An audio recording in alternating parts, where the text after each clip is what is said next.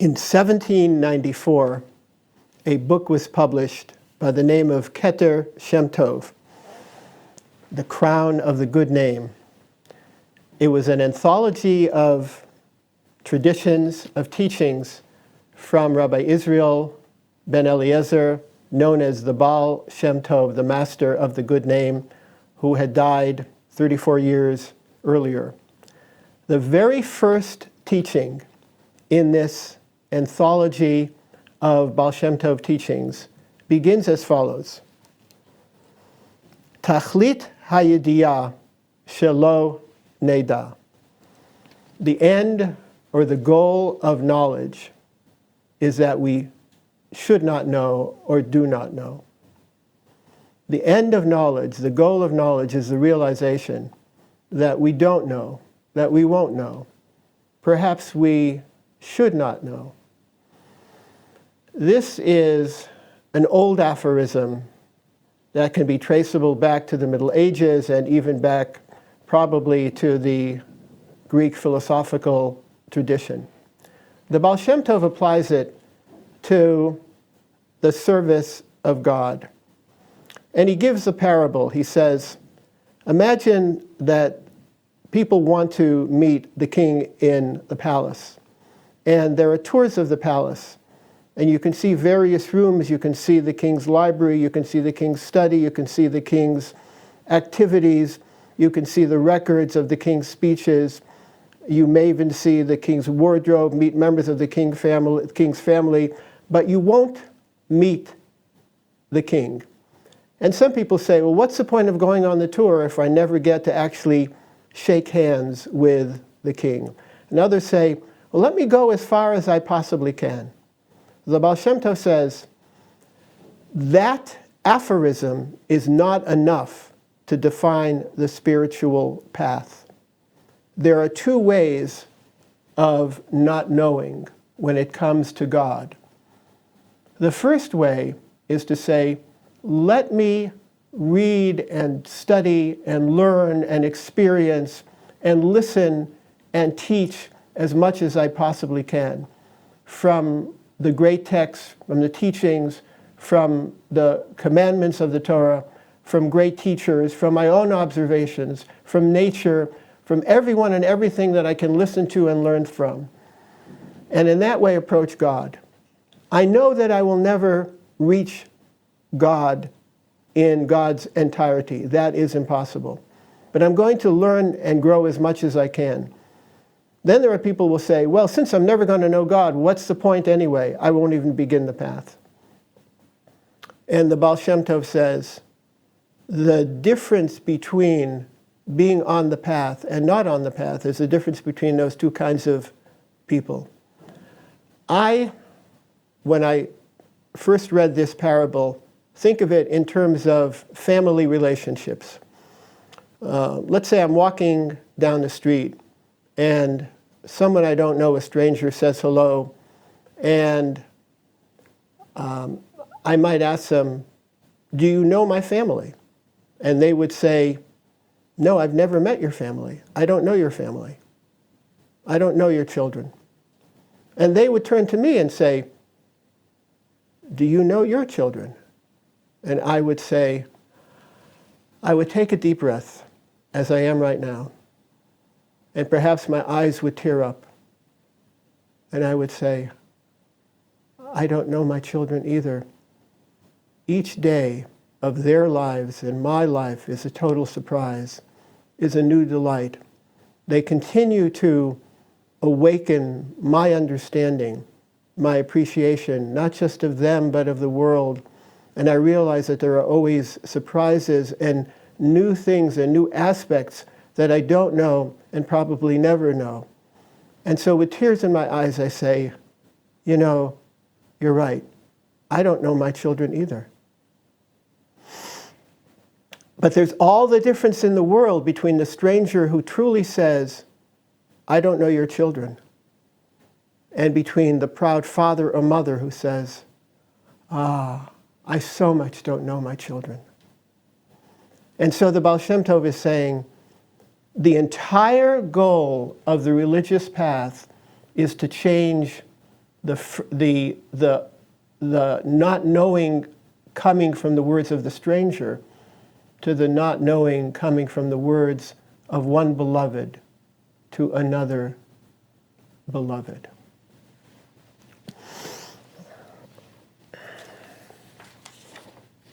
Some of the main features of the Hasidic movement. I claim that the main innovations of Hasidism are not so much theological, but actually attitudinal and experiential. First of all, there is a posture of fearlessness. You see it today when meeting many Hasidim, but it was certainly true in the days of the Baal Shem Tov, and it was certainly true of the Baal Shem Tov himself. Since God is everywhere, let atar panui mine.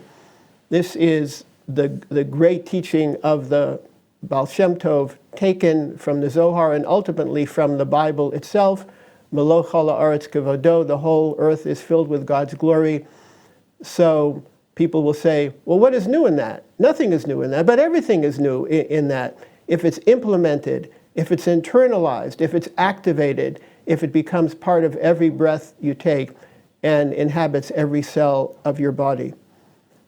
God is everywhere, and therefore evil is ultimately an illusion, and there is nothing to fear but God. The tradition is that the Baal Shem Tov lost his father at a very early age, and the last thing the father said to the young Israel was, there is nothing to fear but God. Number two, a joyful, robust embrace of this world as God's arena. I stress olam hazeh. The Baal Shem Tov certainly believed in olam haba, the world to come, but the focus was on this world. Not fearing physicality, but also not being trapped by it. The Baal Shem Tov taught hishtavut, which meant equanimity. Whatever our circumstances, you can find an equilibrium, you can find peace, you can find meaning, you can find purpose, you can find God. But this world is very important. And there was a kind of eros, not a carnal lust, but an enthusiastic acceptance of this world as the vehicle for my approach to God, including other people, all people. Nothing and no one is excluded. He emphasized religious pleasure. We often do things because something may happen later down the road. The Baal Shem Tov says, if you don't feel some of the taste, of the joy, of the sweetness, of the activity that you're doing, of the sacred activity now, then you may never feel it later. And so there is a kind of a communion of joining with the divine. Point number three, there was an appreciation of humor, of puns, of bon mot, of aperçu, of wordplays as expressive of suppleness and surprise, flexibility, which can provide the momentum towards illumination. Now, much of this, of course, is already found in the Talmud and the Midrash, where you find many wordplays on biblical passages and words, suppleness. The Baal Shem Tov took it to a new and deeply creative, innovative, improvisational, but yet very disciplined level. Number four, these are all interrelated. I call it assertiveness and self-confidence. The Baal Shem Tov was not shy of saying that a tzaddik, a saintly person who is the channel between heaven and earth and heaven, the tzaddik can influence the divine realm. Number five, the uniqueness of each individual is to say, there are some versions of traditional Judaism where if you ask a person, well, what is a pious Jew supposed to do? The answer might be, open up the Shulchan Aruch, open up the Code of Jewish Law. You know, there are 613 commandments. Just do the commandments. That's what you need to do. Just follow the rules. And the Baal Shem Tov taught and really all of his disciples picked this aspect up, that while following the rules, there is infinite opportunity for personal expressiveness, for the unique identity, the signature that you and only you bring to the religious path. The Baal Shem Tov doesn't say this analogy precisely, but I'm going to add my own here, that I love to listen to music, and you may know that virtuoso performers need to have strong technique.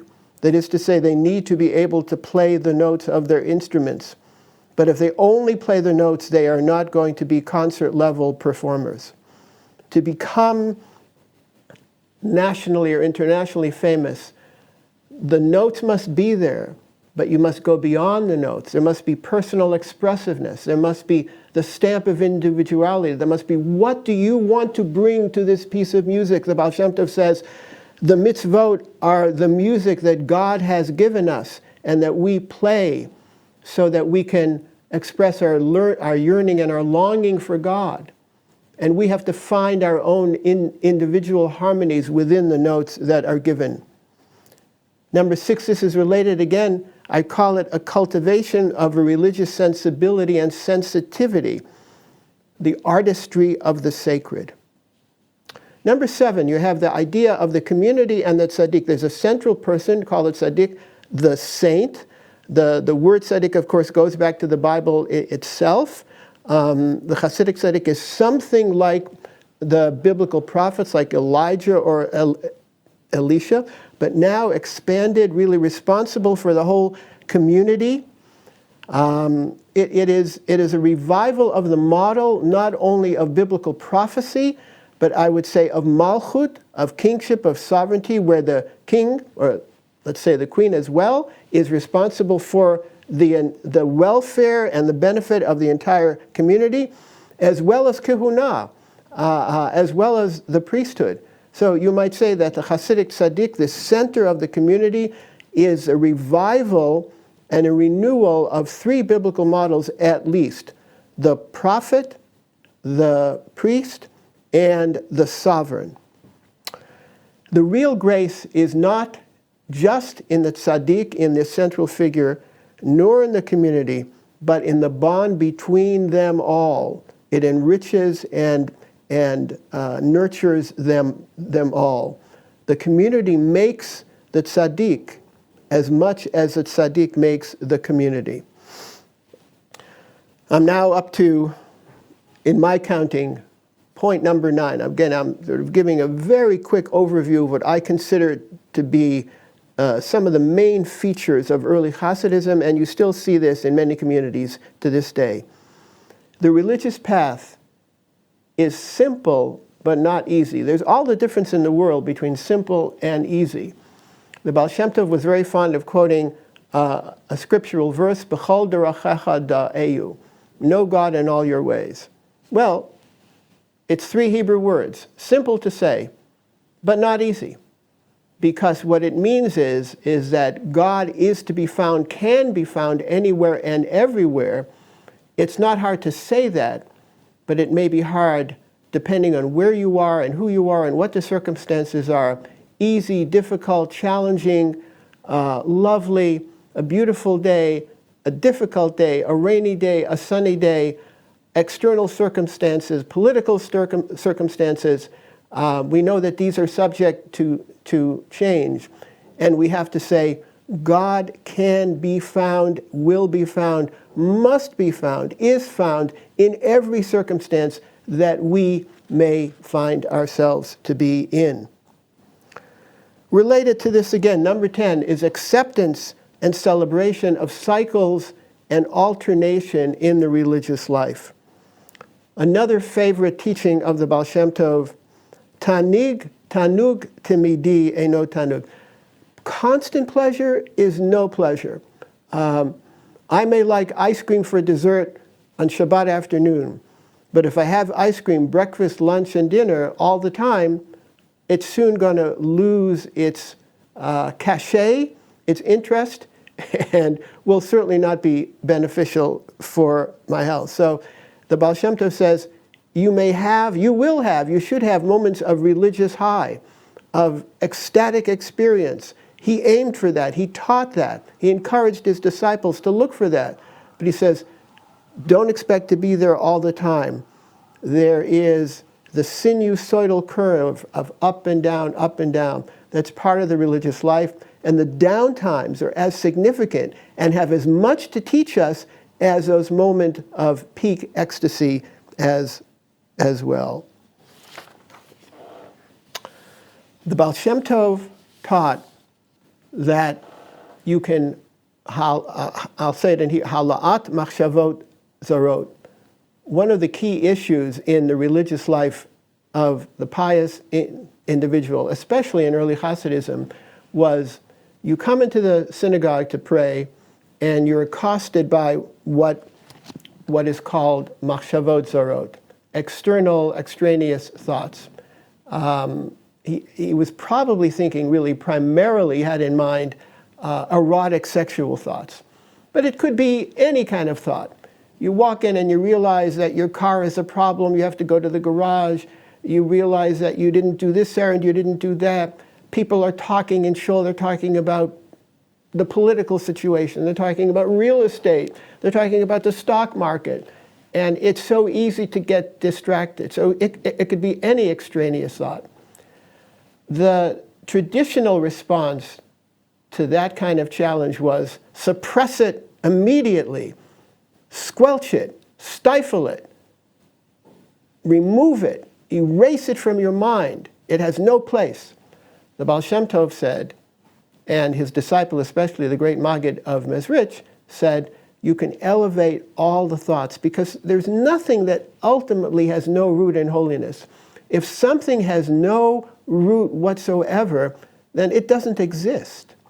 The energy of everything, even the shadow side of our thoughts and our feelings and our whole existence, the shadow side must have a divine origin. And you can trace everything back to divine origin. So rather than trying to elbow the thought out of your mind and of your heart, according to the teachings of early Hasidism, it is far superior to bring them in, not to stay there, but to somehow elevate them and to trace them back to their supernal source.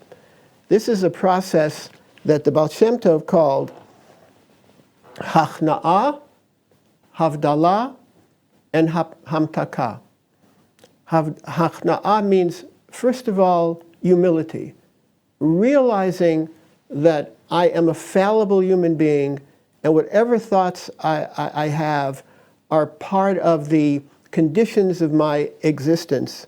Then Havdalah means I do create a separation. These are not the most noble thoughts that I want to have at this time. So it's not an acceptance of everything. It's not a promiscuous embrace. There is a separation. Once you've gone through the first two steps, first of all, hachna'ah, humility, and then separation, being aware that there is a dividing line between where you want to go and where you don't want to go, then you can do the hamtakah, then you do what's called the sweetening of the shadow side and the elevation of the dark thoughts that you might be having, the unwanted thoughts, to their holy place. The bond between Hasidim, the group of Hasidim, and the bond between each Hasid, each member of the Hasidic community, and the Rabbi, the Rebbe, what I've been calling the Tzaddik, is called hiskashrus. Perhaps in more modern Hebrew, hitkashrut. But I think most Hasidim would have likely said hiskashrus. That's the bonding. The bonding is mutual and reciprocal. The Hasid binds himself to the Rebbe, and the Rebbe to the Hasid. The Hasidim, many Rebbeim would say, if a tzaddik is not willing to go to hell to save a Hasid, he's not a Rebbe. And at the same time, the Hasid binds himself to that which the Rebbe holds dear.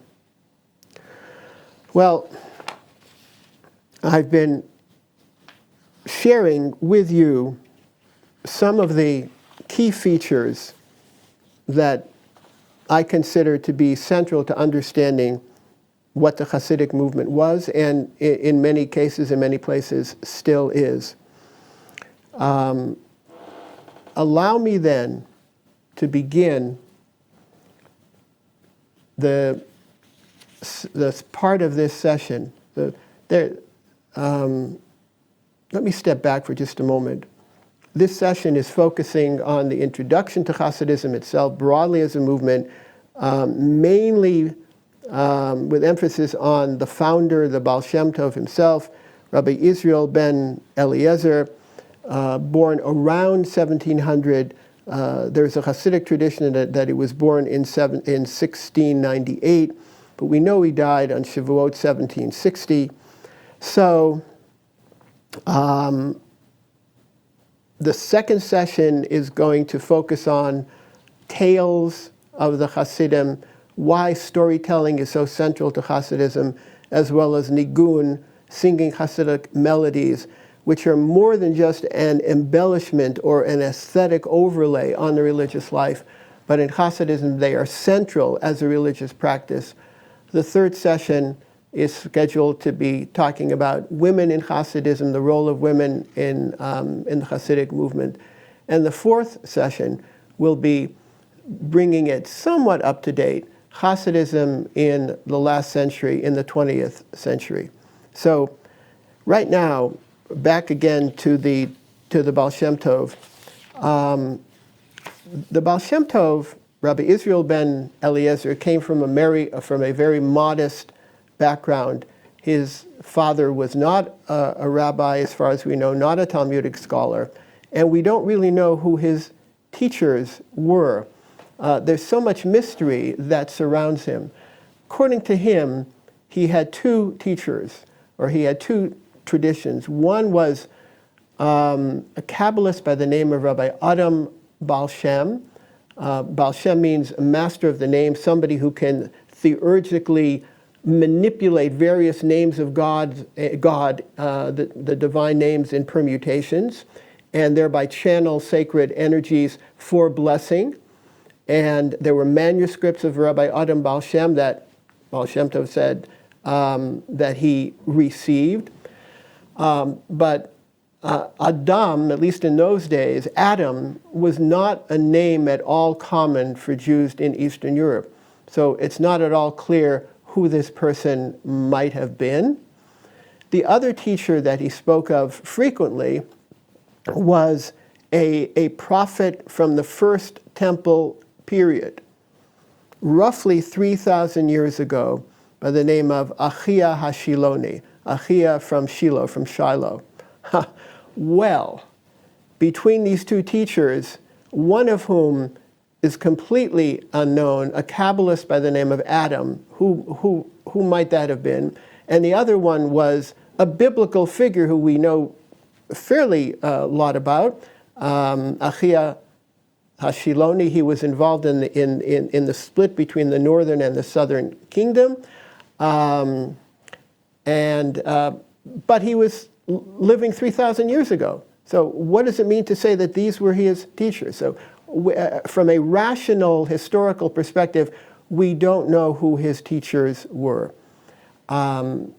He was certainly not what we would call a yeshivisha lamdan, that is to say, in terms of encyclopedic knowledge of Talmud and Shulchan Aruch, and being able to analyze the depths of a Talmudic sugya. There was no evidence that he was involved in that kind of learning. But he did know in Yaakov, that is to say, he did know the Agadic passages of the Talmud. He certainly know sections of the Mishnah like Pirkei Avot, the so-called Ethics of the Fathers. He knew Chumash and Rashi. He had a good basic Eastern European education, but certainly not what we would call an advanced yeshiva education. Somehow or other, he learned Zohar. He did know Lurianic Kabbalah. Where he picked that up, again, is something of a mystery. And he had ecstatic experiences. on the basis of his Kabbalistic knowledge and on the basis of his own internal resources. In addition to being a Baal Shem, that is to say, he made his living by writing amulets which contained various combinations of the name of God, which were believed by people to be efficacious. You could say suggestion, you could say placebo effect. I'm well aware of all the explanations. The fact remains that in his day, he was considered an enormously effective Baal Shem, writing amulets. He had 2 scribes writing amulets for him. He had a very busy practice. He had Jews, non-Jews came to him for amulets as well. That was his, you might say, that was his day job. Then he also was an ecstatic mystic. He had visions of the divine realm. Every time he prayed, he would have ecstasy, and he might lose contact with the physical world. He might have to be brought down back into the physical. In addition to all of that, and this is somewhat neglected, I think, in many introductions, in many discussions of the Baal Shem Tov, he was a great teacher of Torah who attracted some of the great Talmudic scholars of his day. Meaning, although he was not himself, I would say, an advanced Talmudic scholar in the traditional yeshiva mode, he attracted people who were, as we would say, Baki and Bavli and Yerushalmi, who knew the Babylonian and Talmudic and the Palestinian Talmud backwards and forwards, who knew Maimonides, who knew Shulchan Aruch, who were writing Shelot Utshuvot. These were people who were coming to him, not just for healing. They did come for healing as well. They did come for amulets, but they also came to hear his Torah, which means that he was able to convey Torah in a innovative, creative, alive, vibrant, immediate, powerful way, such that it brought insights which the more learned scholars were not able to perceive. So, again, this is an aspect of the Baal Shem Tov that comes up in the writings of one of his prime disciples, Rabbi Yaakov Yosef of Polen, who was himself a great Talmudic scholar, who was a traditional rabbi, who, as we would say, paskin shilas, that is to say, people would come to him for difficult questions of Jewish law, of halakha, and he would be able, on the basis of his encyclopedic knowledge, to give answers to difficult questions. He was one of the earliest disciples of the Baal Shem Tov. He wrote a number of his own books, which are rather long, somewhat verbose. However, several hundred times in the course of this Rabbi Jacob Joseph of Polnoya, several hundred times in his writings, he says, Shamati mimori, I heard from my master. That is to say, these are quotes as he remembers them from the Baal Shem Tov. Some historians now quibble about, well, how well did he remember them? How much is the voice of the teacher? How much is the voice of the disciple? These are important scholarly questions, but right now I'm going to assume that the traditions that we have from Jacob Joseph of Polnoya are by and large fairly representative of what he heard from the Baal Shem Tov, of course filtered through his memory and filtered through his own understanding. But they do give you a great insight into what it was like to listen to the Baal Shem Tov teaching Torah. So now I'm going to begin this presentation to give you an example of what a Baal Shem Tov teaching is like. So here we go. Here's a PowerPoint. I'm going to hopefully scroll. Okay. The Baal Shem Tov on Exodus 3, the burning bush. So you recall, many of us just heard it or read it in the synagogue just a few weeks ago. Moses has escaped the wrath of Pharaoh because he killed an Egyptian. He winds up in Midian. He meets the daughters of Jethro. He marries one of the daughters. He's close to his father-in-law Jethro. He's now a shepherd, and he's in the wilderness.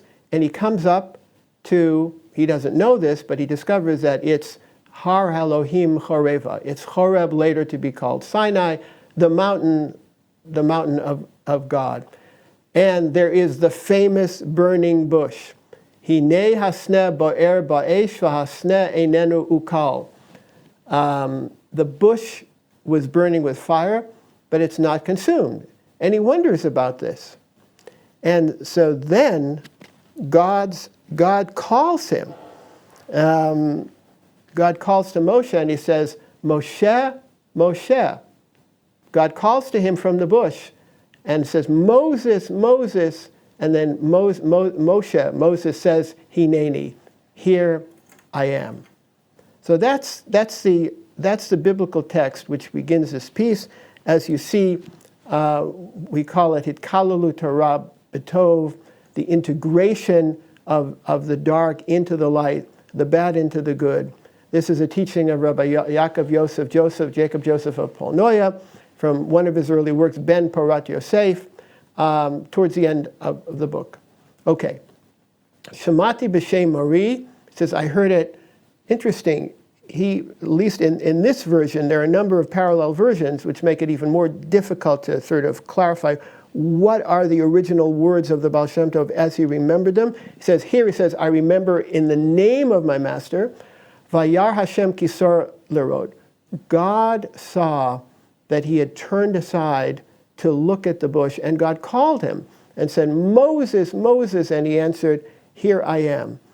So the Baal Shem Tov understands this, that the insistence, the duplication, the Moses implies a resistance on Moses' part.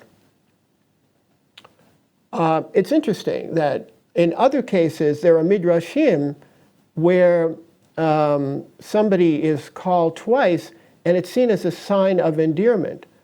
He might have read that here as well, but the Baal Shem Tov understands, at least at the beginning, since the relationship has not really begun yet, when God says, Moses, Moses, apparently Moses didn't turn aside, didn't really want to come closer when at the first calling of his name. It took 2 calls of his name to really get Moses' full attention. So the Baal Shem Tov asks, why was Moshe so resistant? Why did it take the insistence of calling his name twice in order to finally get his attention and to have Moshe approach? So he says, Yarei shemahu klipot. He feared that it might have been klipa. This is a Kabbalistic term, which I translate here, a paranormal phenomenon. It is the illusory veil beclouding the sacred.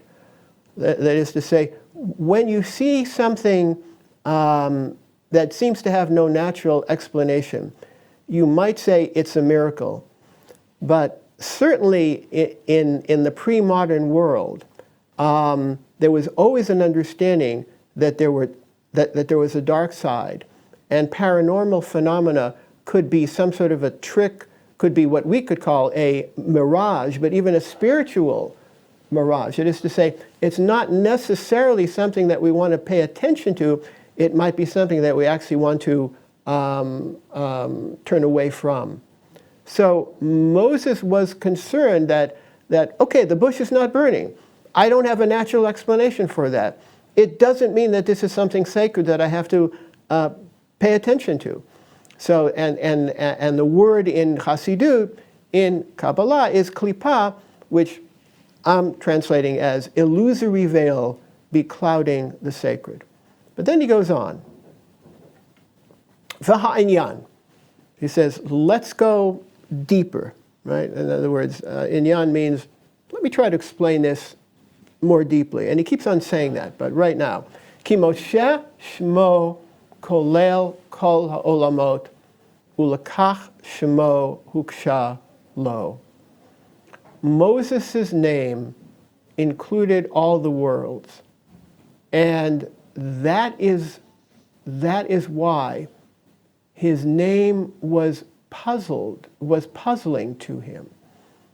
He now, Jacob Joseph, quoting or channeling the Baal Shem Tov, says that Moses was puzzled by his own name. Then the rest of this teaching unpacks what that means. V'ha'inyan. Again, another ha'inyan means, let me explain this to you still more deeply. Kemo shehashchina kolelet kol ha'olamot, domeim someach. And we might go on, chai medaber. There are traditionally, in the medieval world, there were levels of being. Well, we still talk about animal, vegetable, mineral, and beyond animal, the human. So mineral, vegetable, animal, human. So there are all these worlds. And all creatures, tovim v'ra'im, good and bad. I assume here he means both the predator and the prey, both the lion and the lamb, the wolf and the calf. So Shekhinah is the lowest of the 10 divine manifestations in the Kabbalistic world. You know, in the world of Kabbalah, there are 10 Sefirot, 10 divine manifestations. We don't have time to really unpack that now, perhaps at some other time. The word Shekhinah is not found in the Hebrew Bible. The verb shochen is, but the nominalized form is not. It is in rabbinic literature. It is perhaps simply a name for the palpable presence of God. It's picked up in the Kabbalah. In the Kabbalah, it's the last of the 10 Sefirot, the 10 divine manifestations, otherwise known as Malchut as well, kingdom or sovereignty. We're going to see that just in a moment. And as he says, this last of the divine manifestations is the interface of divinity with the physical world. And because it's the interface of the divine with the physical world, it is the aspect of the divine that enters into space and time and therefore comprises all of the phenomena of the cosmos.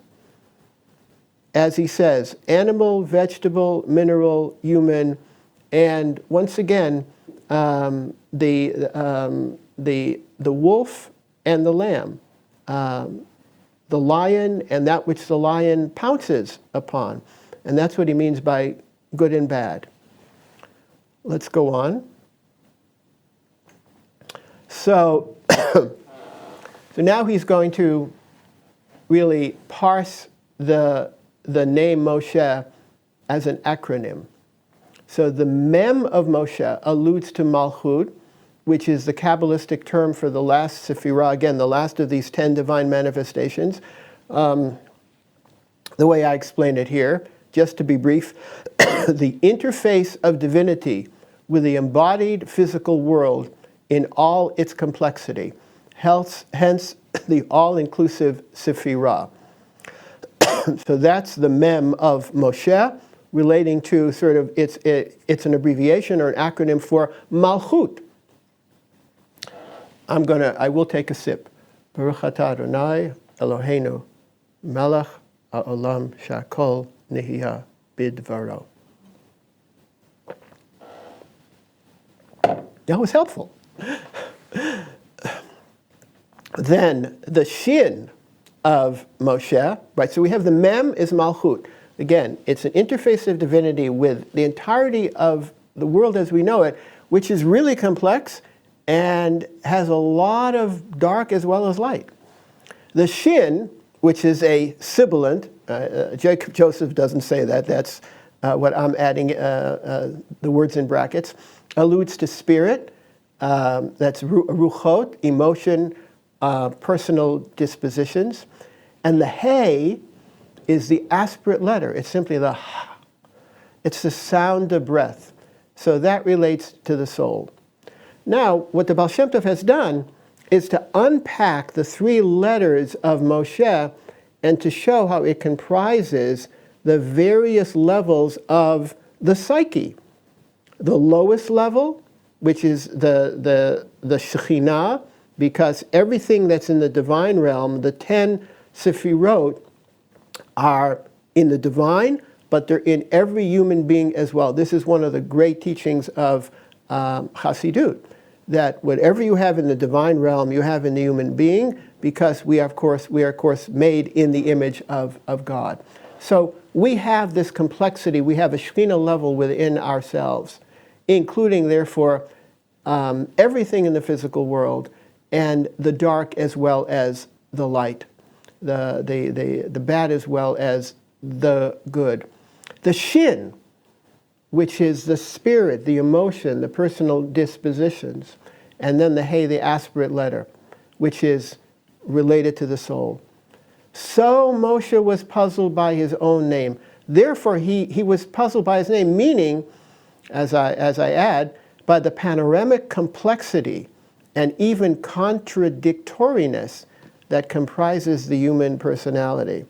I think this is true of each of us as we go through life, that we realize that there are so many different levels of our psyche, body, emotion, intellect, I would say transpersonal level, yearning for the sacred, yearning for getting beyond ourselves, but very much also embodied, loving the physical world, having difficulties.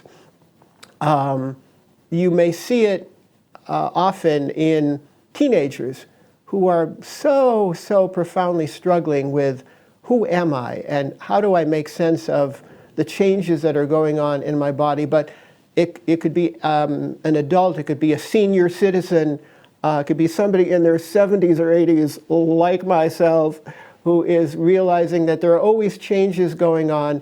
And how do we deal with this complexity, this buzzing confusion that is happening? There's a line in Walt Whitman that comes to my mind right now. I contain multitudes. We all comprise multitudes. How do we make sense of that? This is the way the Baal Shem Tov is reading Moshe at the burning bush. Okay, then he goes on to say, V'darshu Chazal menorah shekalim hachodesh. There's a Gemara in Menachos, which, if you're Talmudically inclined, if you do Daf Yomi, or you have a Talmud, or simply access to Sefaria, this wonderful online resource, go to Menachos 29a, take a look at it. It's a Tana Devei Rabbi Yishmael, and it says, Moshe needed clarification about 3 mitzvot. This is the book of Exodus, the book of Leviticus. Moses is building the tabernacle. Moses is getting information about all the commandments. And he's puzzled by the menorah, the candelabra. Well, it's very complicated. You read the words, but to this day, the words in Exodus, which are quite vivid, still don't give you the full information on how to construct the menorah. Even something as basic as, are the branches curved or are the branches going up in a straight line out of the central pole like a V? So Moshe is puzzled by it. And that's menorah. That's the mem of menorah. Then it says, so the Talmud is focusing on the verses where it says, v'zeh.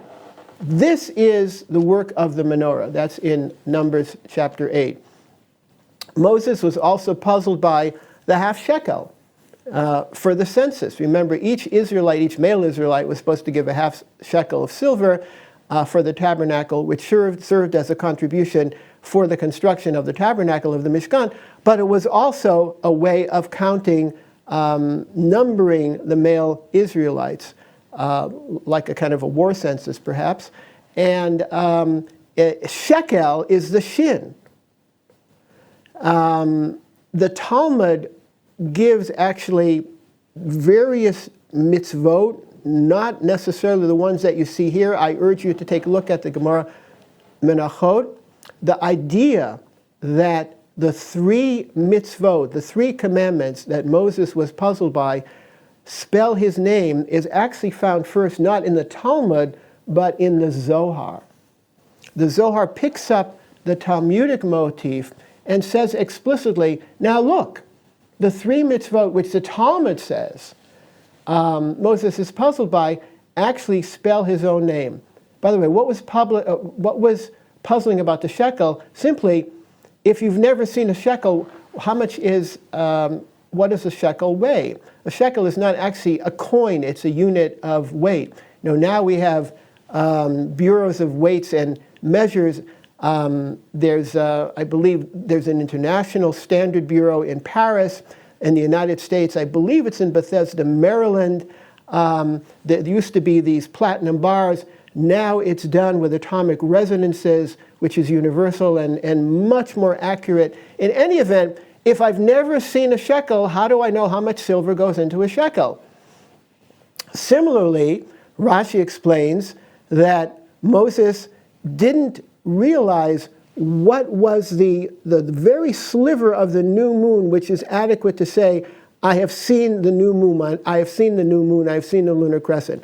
So what it says is that God took Moses out one evening and pointed with a divine finger. Yes, it's anthropomorphic. That is exactly what the Talmud wants to be at that point, anthropomorphic. God pointed with the divine finger at the new moon and said, this is what the lunar crescent looks like. So, now again, the Talmud never says this spells Moses' name. The Zohar does say it, but for the Zohar, this is really the world of the Sefirot. The 7 branches of the menorah relate to the 7 lower Sefirot, the 7 lower divine manifestations. Perhaps we can talk about that at some other time. It's the Baal Shem Tov who brings the world of the Talmud, where Moses is simply puzzled by, how do I make a menorah? And the world of the Zohar, which is about integrating the different aspects of the divine manifestations called Sefirot into the human psyche and the search for wholeness. I continue reading from the Baal Shem Tov. Aval be'emet shmo atzmo hukshalo. I see this as part of the genius of the Baal Shem Tov. Again, you have a Talmudic passage which doesn't even point out that the 3 mitzvot somehow spell his name, Moses' name. The Zohar does. Oh yes, I didn't mention it, but there's a little fancy footwork there. The new moon would be a chet, which doesn't fit in with the hay of Moshe. However, the verse begins ha-chodesh hazeh lachem. So the Zohar and the Baal Shem Tov pick up the hay of ha-chodesh, and so the final letter is the last letter of Moses' name. Aval be'emet shmo atzmo hukshalo. He was puzzled by his own name. He was puzzled by himself.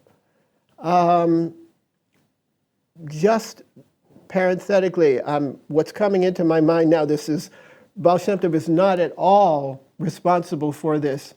I'm thinking of a recent novel by an Indian-American novelist by the name of Jhumpa Lahiri called The Namesake, where the protagonist is puzzled by his name throughout the whole novel, and the whole narrative is a search for identity. The Baal Shem Tov is already there, several hundred years earlier. He's puzzled by his name, which is meaning he's puzzled by who am I? Shishmo kolo kol mine ra gamkem. Because remember, his name includes the predator and the prey, the good and the bad, and the ugly and the beautiful, and everything in between. And so, v'zeh hayatzimilo, he was puzzled. How could all of this be united? Because the Shekhinah is a divine manifestation. And ultimately, it has to be united. God is one. Shema Yisrael Adonai Eloheinu Adonai Echad. Maimonides means no qualities. No qualities whatsoever. Ascription of human qualities is only for humans, not for God. For the Zohar, it's almost exactly the opposite. It's the unification of all the qualities. And so how do you have a unity of opposites, of good and bad, in one? And so therefore he's puzzled by his name, which means he's puzzled by who he is. And now he drops what I consider to be this incredible Talmudic reference to the Gemara Bechoros, where it says, Moshe Rabchem Kubiustus. A Roman general is asking a provocative question of really the founder of the rabbinic movement at the time of Yavna, Rabbi Yochanan ben Zakkai. So you know the Roman general has learned a little bit of Bible, but only to be a provocateur. And he says, I've been reading the passage at the end of the book of Exodus where Moses does the inventory. And the census came up with 603,550 male Israelites. Each one gave a half shekel. And then it says, there were 100 kikar, or talents, that were given over to the tabernacle, and 1,775 shekel left over. Well, if you don't know that a kikar, or a talent, it comprises 3,000 shekels, the figures won't match. So the Roman general does his sort of what we would say back of the envelope calculation, and he says the numbers don't match. Moses must have had sticky fingers, Rabbi, and he pocketed a lot of the money. He pocketed a lot of the silver. Here's your great master. Here's your great teacher. And so he says, Kubiustus actually means somebody who plays dice.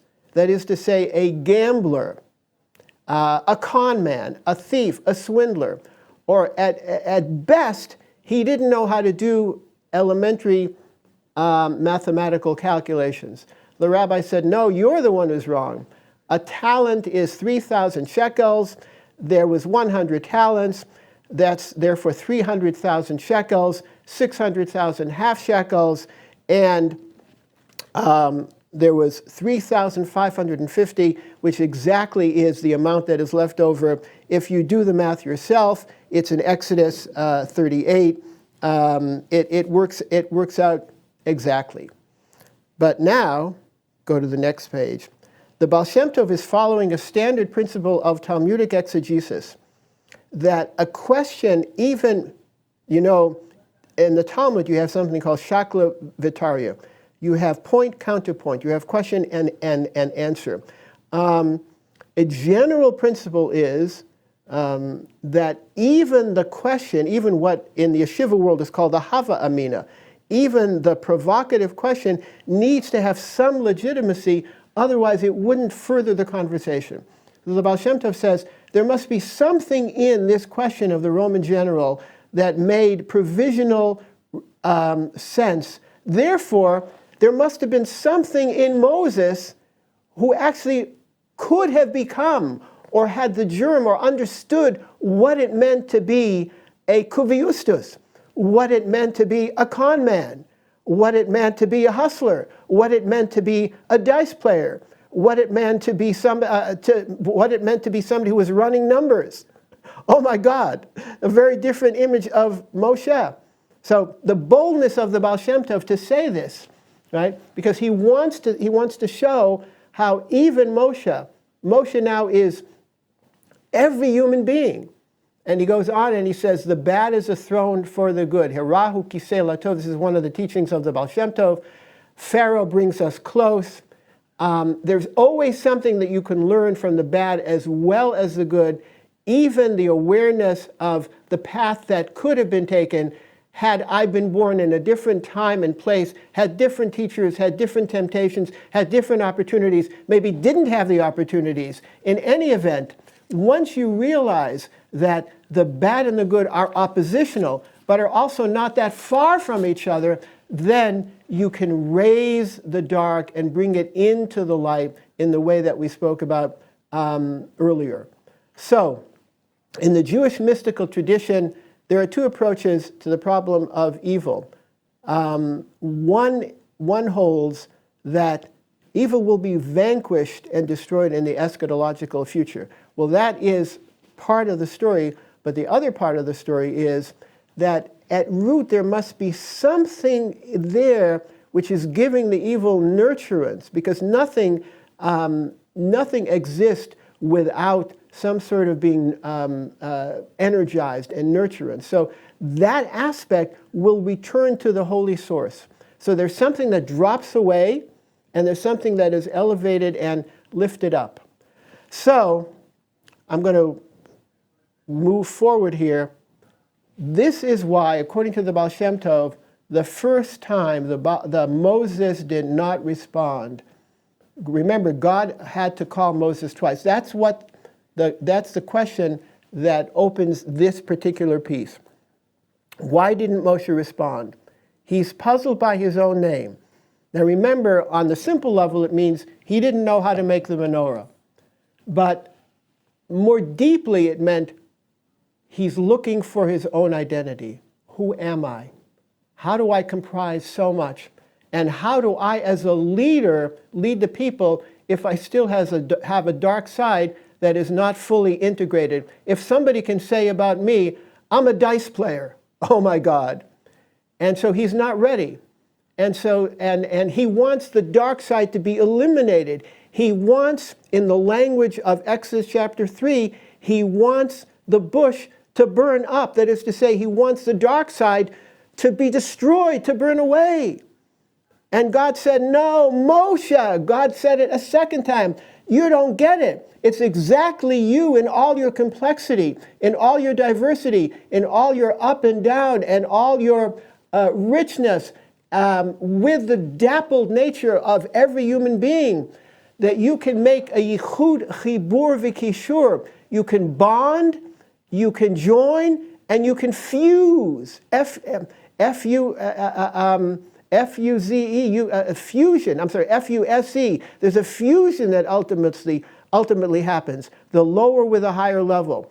Then Moses finally got it. Yes, I have to elevate. I don't want to follow the dark side, God forbid, but I don't want to destroy it either, because it's only when I realize that there's something to be learned everywhere that I can really be the leader of the people, that I can know what a mitzvah is. So, coming to the end, fusion binds and releases energy. I'm going ahead.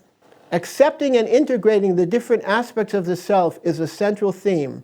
This is the central religious task. You must love all parts of yourself, love all parts of the community. Again, doesn't mean that you follow everything in the same way. You maintain the distinction between higher and lower aspects. When God repeated Moses' name, Moshe finally realized that this is precisely the task. All levels, even the lowest, need to be acknowledged and united.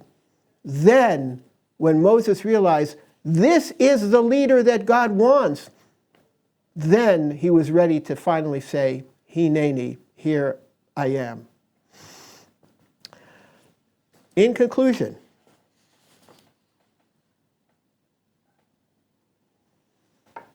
God is everywhere. That's the key teaching of Hasidut. That enables the boldness, the confidence, the joy, the suppleness, the creativity, the diversity, the complexity, the richness, I would say the innovative power, the improvisational delight that is so much a part of the Hasidic movement, as well as what we're going to be talking about, God willing, next time. The music, the storytelling, the delight in human relationships, the delight in life itself. What is desired is the supple alternation between states and modes of awareness. God is in the connections. The realization that one's vision of God is always in process is the very presence of God. Thank you very much.